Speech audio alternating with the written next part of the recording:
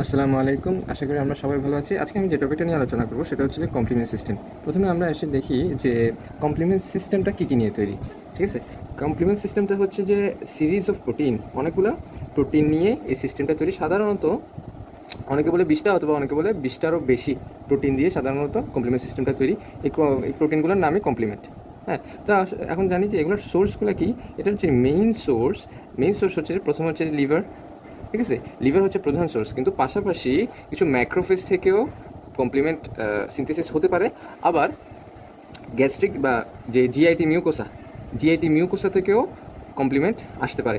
এখন এই GIT mucosa থেকে স্পেসিফিক্যালি একটা কমপ্লিমেন্ট আসে, সেটা হচ্ছে কমপ্লিমেন্ট প্রোটিন নাম্বার 1। ঠিক আছে, আচ্ছা, তাহলে এই কমপ্লিমেন্ট প্রোটিনগুলা লিভার, ম্যাক্রোফেজ, জিআইটি মিউকোসাতে সিনথেসিস হয়ে তারা কোথায় থাকে? ব্লাড ভেসেলে থাকে, ইনঅ্যাক্টিভেট অবস্থায়। ঠিক আছে, এটা যদি আমি একটা ব্লাড ভেসেল ধরি, এই ব্লাড ভেসেলে কমপ্লিমেন্ট প্রোটিনগুলো বসে থাকে ইনঅ্যাক্টিভেট অবস্থায়। ঠিক আছে, এটা কমপ্লিমেন্ট প্রোটিন, এটা কমপ্লিমেন্ট প্রোটিন। ঠিক আছে, এগুলো হচ্ছে কিছু কমপ্লিমেন্ট প্রোটিন ধরলাম।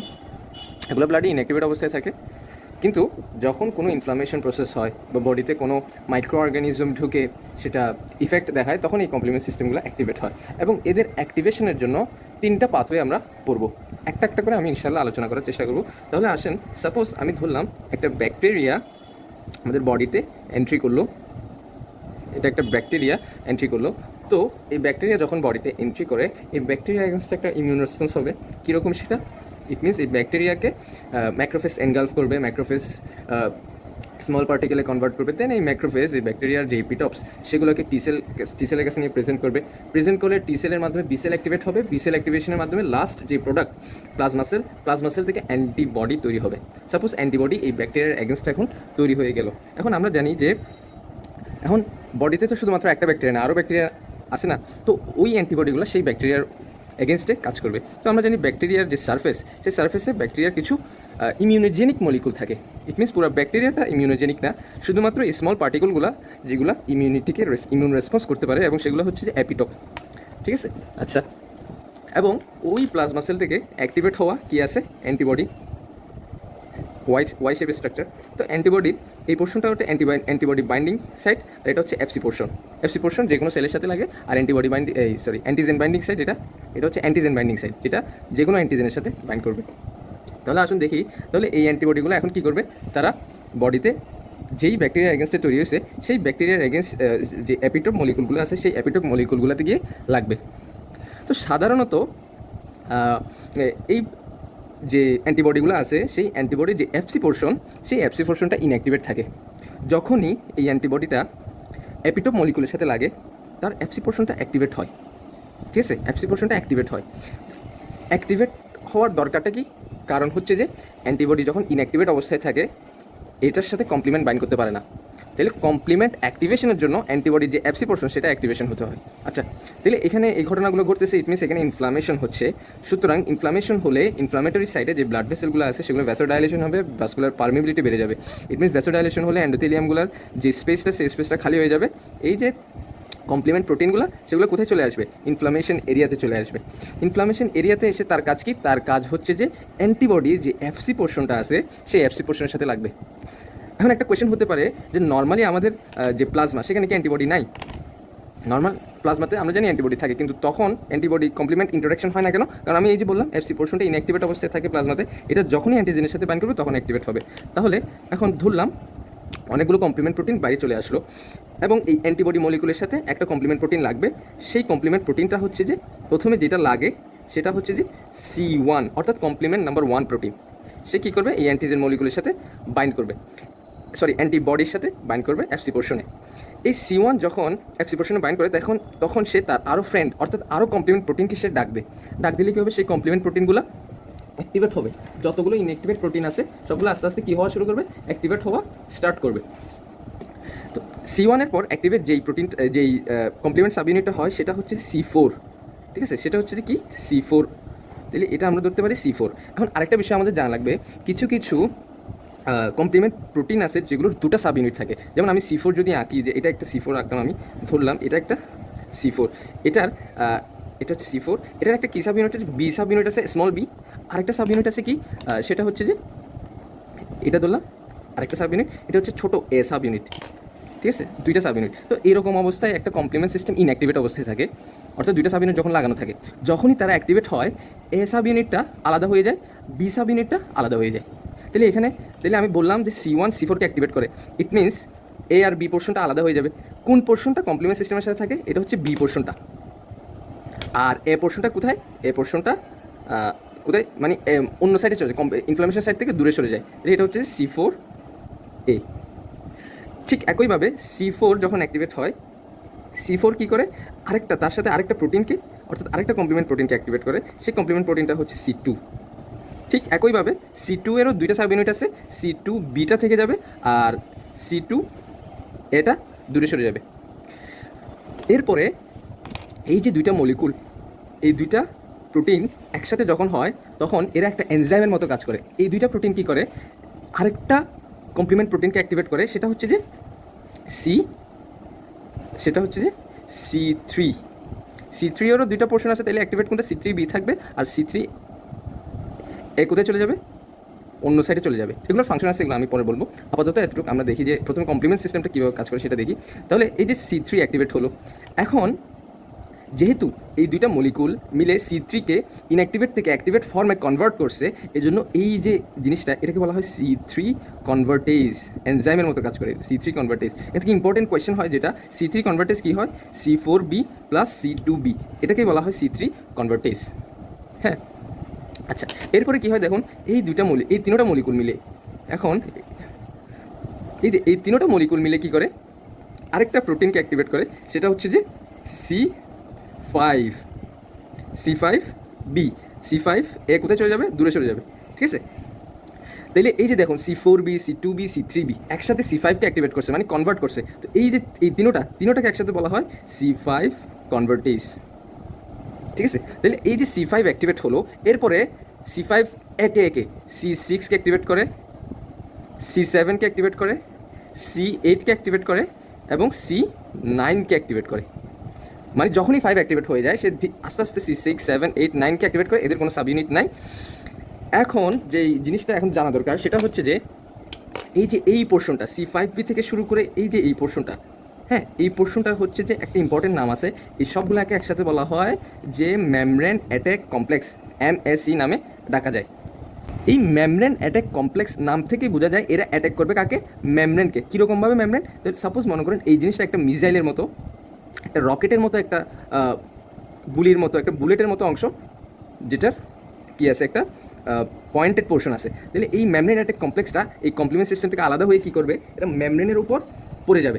উপর থেকে একটা মিসাইল পড়তেছে মতো এরা কী করবে? ব্যাকটেরিয়ার সেল সার্ফেসে এসে পড়ে যাবে। তাহলে এখানে যদি আমি ধরি যে এটা একটা বুলেট, সেই বুলেটটা যদি এখানে আঘাত করে, তাহলে কী হবে? মেমব্রেনটা পোরাস হয়ে যাবে না? ইট মিনস মেমব্রেনটা ছিদ্র হয়ে যাবে, পোর সৃষ্টি হবে এখানে। তো এরকম একটা মেমব্রেন অ্যাটাক কমপ্লেক্স এসে অ্যাটাক করে, ঠিক আবার C5 অ্যাক্টিভেট হয়, আরেকটা মেমব্রেন অ্যাটাক কমপ্লেক্স ফর্মেশন হয়। ঠিক আছে, এভাবে মেমব্রেন অ্যাটাক্স কমপ্লেক্স ফর্মেশন হতে হতে প্রত্যেকটা মেমব্রেন অ্যাটাক্স কমপ্লেক্স অনেকগুলো পোর সৃষ্টি করবে ব্যাকটেরিয়ার সেল ওয়ালে। তো এই যে পোরাস স্ট্রাকচারগুলো তৈরি হলো, এর ফলে যে সেল মেমব্রেনের স্ট্রাকচার সেটা কী হলো?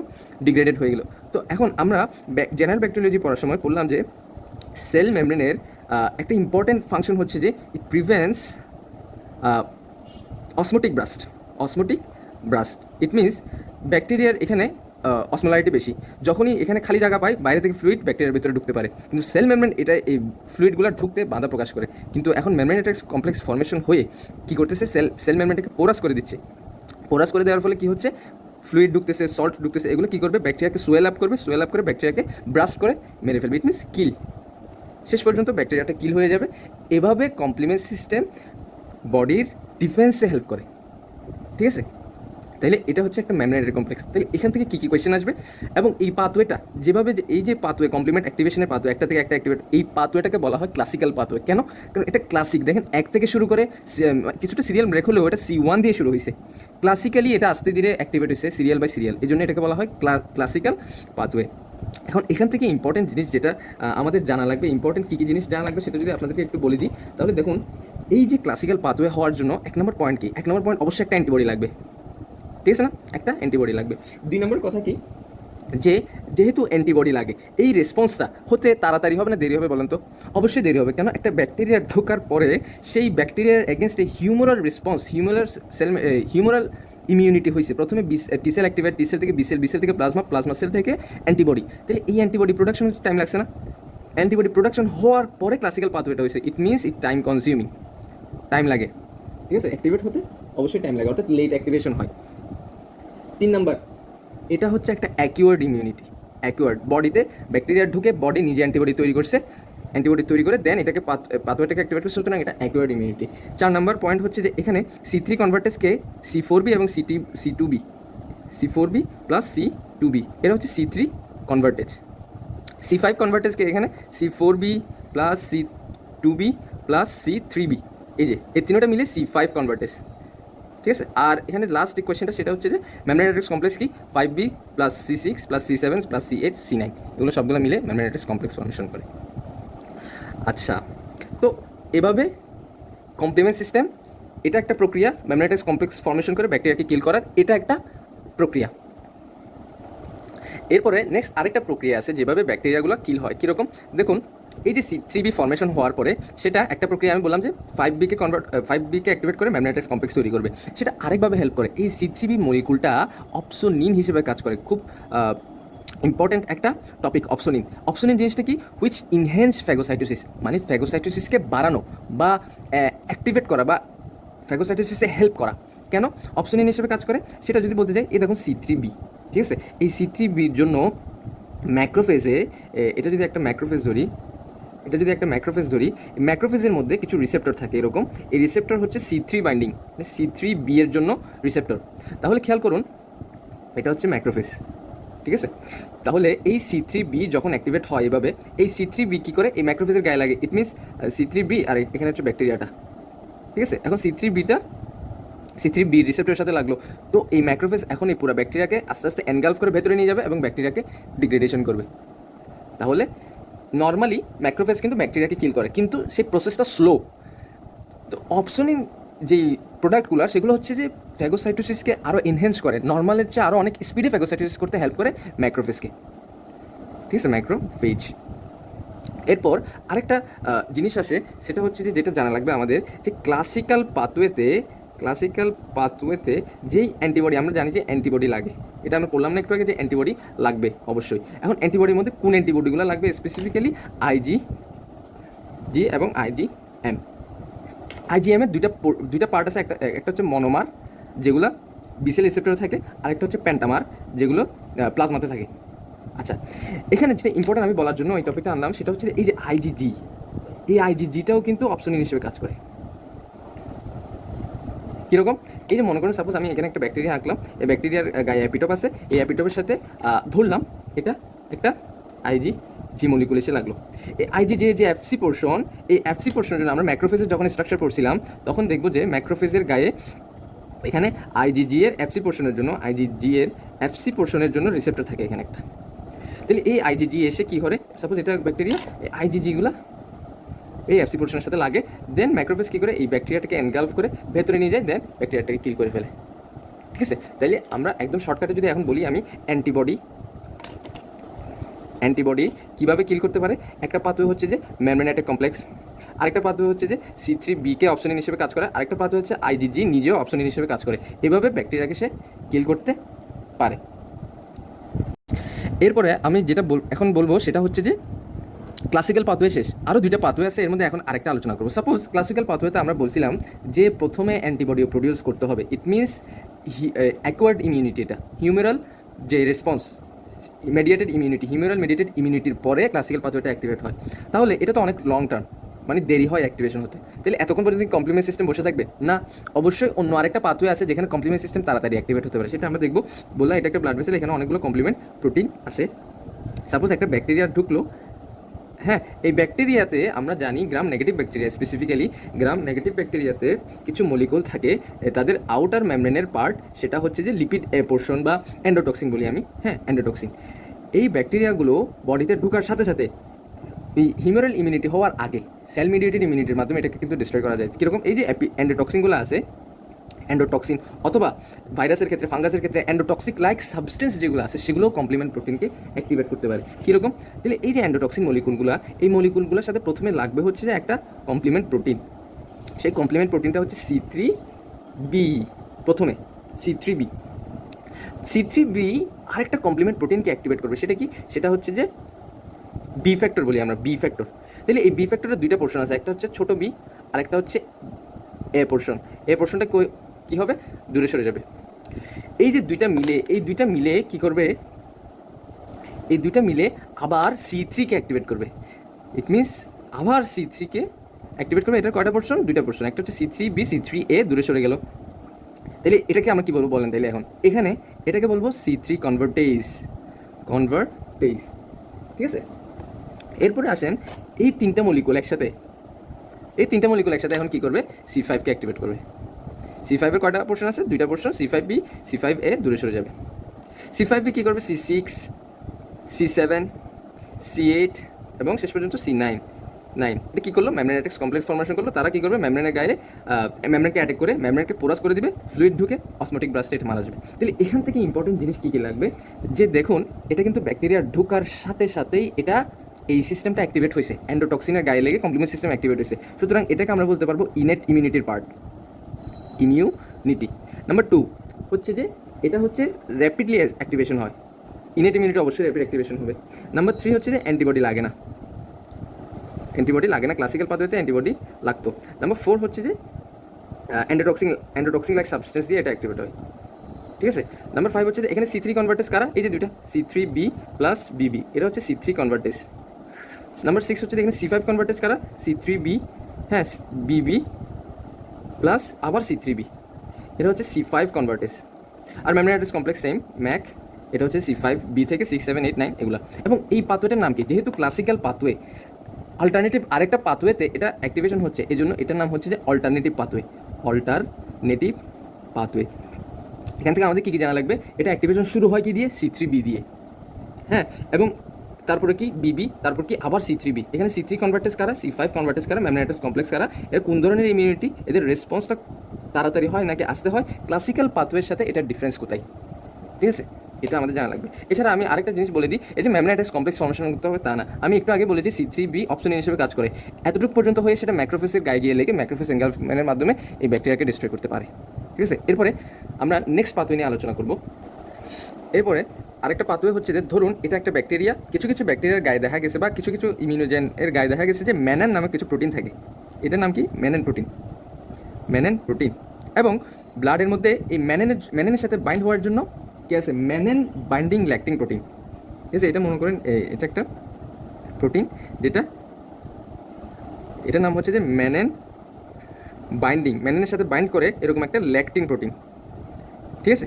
তাহলে এটা হচ্ছে যে ম্যানেন বাইন্ডিং ল্যাকটিন।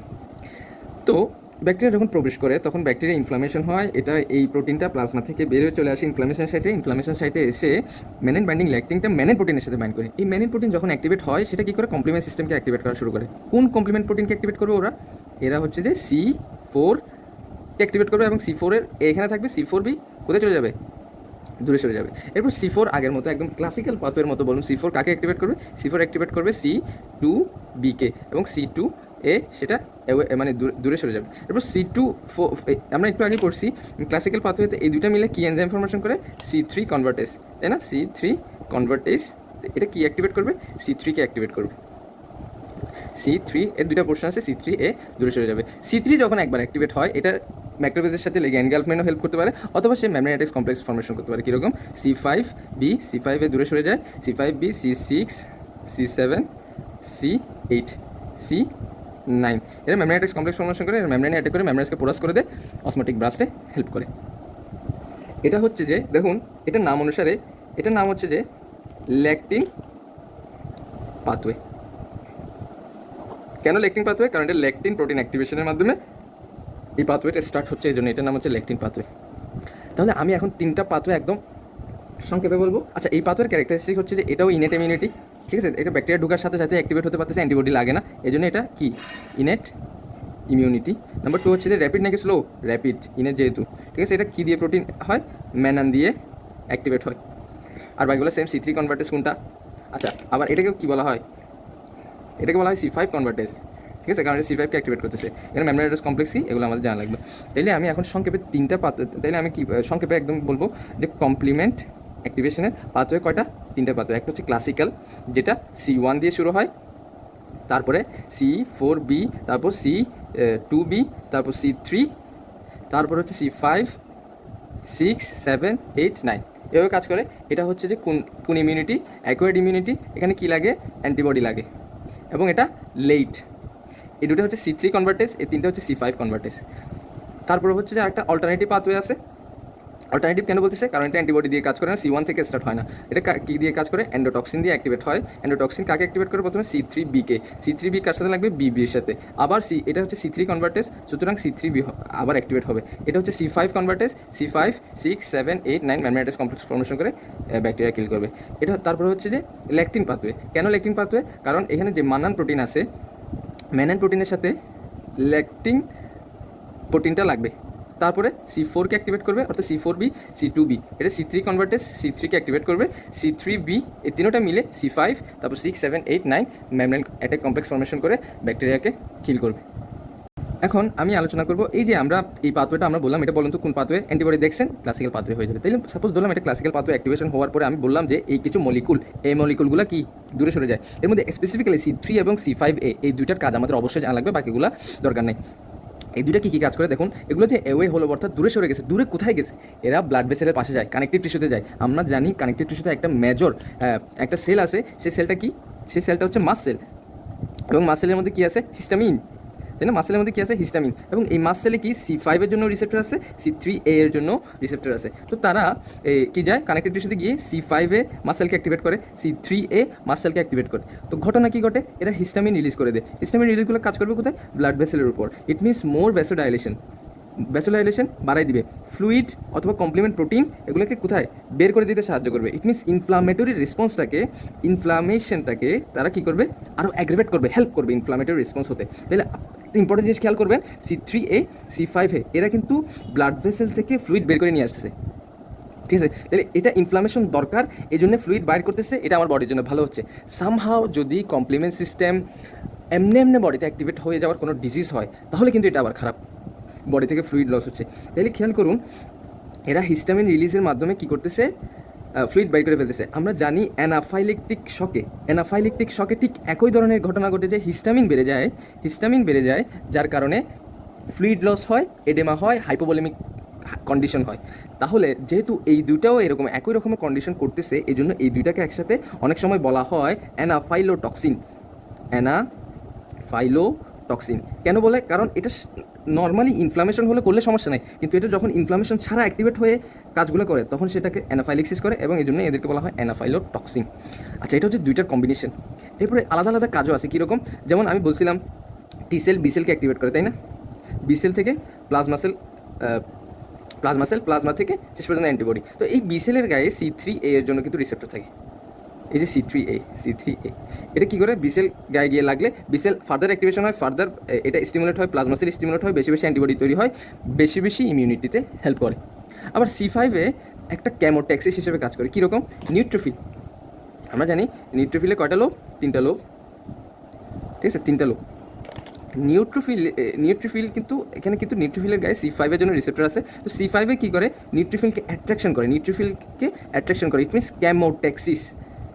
ক্যামোট্যাক্সিস, অর্থাৎ এই কেমিক্যালের প্রতি নিউট্রোফিল খুব সেন্সিটিভ। তো C5 যেখানে মনে করেন এখানে ইমিউন রেসপন্স হচ্ছে, তাহলে এখানে বেশি C5 তৈরি হচ্ছে না। তো এই নিউট্রোফিলগুলো যেহেতু এই কেমিক্যালের প্রতি আকর্ষণ বেশি, তাই এরা কী করবে? অন্যান্য সাইড থেকে তারা ইনফ্লামেটরি সাইডে চলে আসবে। তাহলে যত বেশি নিউট্রোফিল ইনফ্লামেটরি সাইডে আসবে, তো ইনফ্লামেটরি রেসপন্সটা বাড়বে, ঠিক আছে? তাহলে এগুলো হচ্ছে যে এই দুটার মোস্ট ইম্পর্টেন্ট কাজ। তাহলে আমি যে সংক্ষেপে বলি, C3, C5A দুইটা হিস্টামিন রিলিজ করে অ্যানাফাইলেক্সিস করতে পারে, এই জন্য এদেরকে বলা হয় অ্যানাফাইলোটক্সিন। C3A আলাদাভাবে বিসেল অ্যাক্টিভেশনে হেল্প করে, C5A আলাদাভাবে নিউট্রোফিলকে ক্যামোট্যাক্সিস হিসেবে কাজ করে, অর্থাৎ ক্যামোট্যাক্সিসে হেল্প করে।